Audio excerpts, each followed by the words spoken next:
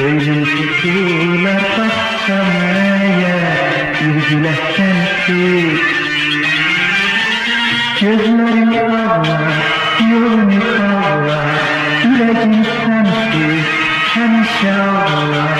El bilir ki sen benimsen, ömrüm günüm öz kalbimsen.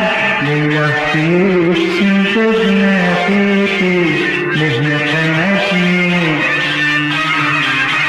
Hatta şidiyen gözünü şemhe, müşküle sensiz. Mecnun mecnun dağı, var sinemde mecnun dağı.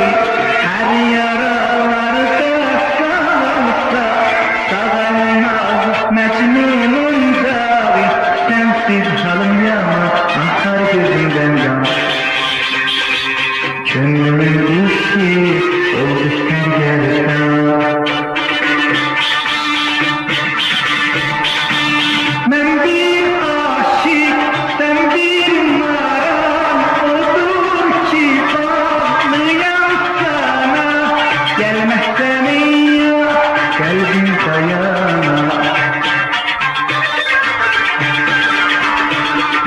Gözlerin başına dönür melekler, sevgi dünyasında sultansın sen. Asrın mesleğliyip aşıklarını, yoksa kızılcılsan reyhansın sen.